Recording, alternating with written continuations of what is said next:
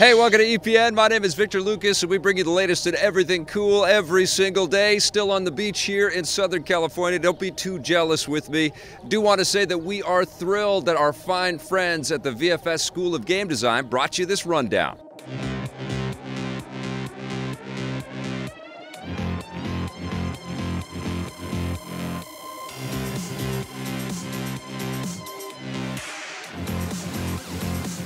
Thank you so much to the Vancouver Film School. Now, this rundown is dedicated to our fine friend Ness's Epic, who is so delighted that we keep rocking with all kinds of brand new content. Thank you so much, Ness's Epic. This rundown's all yours.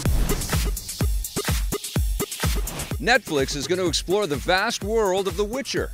The streaming giant is working on an original series based on the Witcher books from Polish author Andrzej Sapkowski, which have already been turned into the popular action RPG game series. Like the books and the games, the Netflix show will focus on the Witcher known as Geralt, who's basically a monster hunter with supernatural powers. Sapkowski is serving as a creative consultant on the show, and he says Netflix is committed to staying true to his books. The show will also have at least something in common with the games, because Polish artist Tomasz Baginski, who directed the intro cutscenes for the games, will helm an episode of the show as well. No casting details or premiere window have been named, but we do know that the show will be made in English. The Witcher seems like it will give Netflix several different ways to cast a spell on audiences. It comes with a pre-established fan base thanks to the success of the games and books, and is especially popular in Poland and other Eastern European countries where Netflix wants to grow its subscriber base. Adapting a dark fantasy series like The Witcher could also be interpreted as their answer to Game of Thrones, which has been a phenomenal success for rival HBO. We'll have more details on the new show as they develop. As for the future of The Witcher games, developer CD Projekt Red has hinted that they're working on The Witcher 4, although no official details have come in. And that isn't the only big project in development at Netflix. After years of rumors, Netflix has officially greenlit a 5th season of the cult comedy series Arrested Development. Word of the 5th season started picking up steam last week when star Jason Bateman agreed to return, and now Netflix says that new episodes will begin production later this year and start streaming in 2018. The rest of the lead cast, including Michael Cera, Jeffrey Tambor, and Will Arnett, will be back as well, along with creator Mitchell Hurwitz and producer Ron Howard. Arrested Development aired for 3 seasons on conventional television from 2004 to 2006, but despite critical praise, it failed to find a large enough audience to stay alive and was canceled. The show maintained a large cult following, prompting Netflix to revive it for a 4th season in 2013. Arrested Development is a perfect example of how some shows can struggle to find an audience in conventional television time slots, only to thrive on more user-friendly streaming services. E3 isn't until next month, but that hasn't stopped Ubisoft from dropping a few hints about some new games a little early. In their latest fiscal year earnings report, Ubisoft has revealed plans for several upcoming titles and big franchises. First of all, they've confirmed that they're working on a new Assassin's Creed game and Far Cry 5, both of which will arrive in the next year. Alongside the announcement, logos and teaser images for both games have also been released.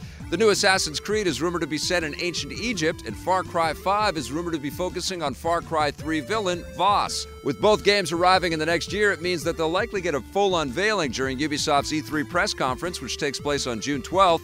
We've got our fingers crossed for the new Assassin's Creed. The franchise has been on hold since the glitchy reception of the last few games, so hopefully Ubisoft has had time to work out all the problems. Those aren't the only big Ubisoft games on the way. The publisher has also confirmed that they're working on a sequel to their racing game, The Crew, which will cross the finish line in the next year as well. Finally, looking ahead a bit, Ubisoft has also revealed that they're working on a new Avatar game, which is slated to coincide with the release of director James Cameron's Avatar 2 in 2020. Don't expect to see any teasers or concept art for at least a year or two. Sonic the Hedgehog has plenty of sidekicks, and you'll soon be able to make one of your own. Sega has revealed that the upcoming game Sonic Forces will be the first in the franchise to have a custom character creator. This means you'll be able to make your own hero with loads of different customization options. And best of all, your hero won't just be replacing Sonic, he or she will work alongside him and factor into the story and cutscenes. Sonic fans are known for creating their own Sonic-style characters and artwork, more so than fans of other franchises, so being able to do it in the game is sure to make them very happy. Sonic Forces will race onto consoles and the PC this holiday season, and it's not the only new Sonic game on the way. Sega is also working on the retro-styled side-scroller Sonic Mania, which arrives a little sooner this fall. And speaking of fast-running characters, DC's speedster The Flash might be recruiting some of Hollywood's top talent. The big screen Flash movie is rumored to be closing in on a new director, and the list includes some pretty impressive filmmakers. Variety reports that DC and Warner Brothers have narrowed their search down to 2 potential directors: X-Men First Class and Kingsman director Matthew Vaughn, and Oscar winner Robert Zemeckis, who helmed films like Back to the Future, Roger Rabbit, Forrest Gump, and too many more to mention. Both filmmakers already have big projects lined up, so there's no telling which one of them will take the job. Recruiting a big filmmaker like Zemeckis or Vaughn could be the boost that The Flash needs, because the film has been in trouble for some time, having already been abandoned by several different directors. It was originally slated to hit theaters next year, but the behind-the-scenes trouble forced it to be pushed back several times, and now it's slated to arrive in 2020. The film will be part of DC's new cinematic universe, with actor Ezra Miller reprising the role following his cameos in previous films like Batman vs. Superman. Miller will next appear as The Flash in Justice League, which hits theaters this November. Stop right there. I'm in. And in other news from the DC movie universe, The Rock wants to bring the smackdown on some of the franchise's biggest heroes. While promoting his latest movie, Baywatch, Dwayne "The Rock" Johnson has dropped a few hints about his upcoming Black Adam movie based on the DC villain of the same name. Speaking with Fandango, Johnson says the project, which was first announced several years ago, is still very much in development, and it's taking so long because the producers and DC's chief creative officer, Jeff Johns, want to make sure that they take the time to get it right. Johnson hints that he'll also cameo as Black Adam in other DC movies before his solo film, adding that he wants to fight iconic heroes like Superman. If you're not a big comic fan, Black Adam is a super powerful dimension-hopping villain and often appears as the arch-nemesis of DC hero Shazam, also known as Captain Marvel, who is not to be confused with Marvel's Captain Marvel. The Rock was originally rumored to be in talks to play Shazam, but decided instead to play the villainous Black Adam because he felt that the character was more interesting. We'll let you know when more details come in.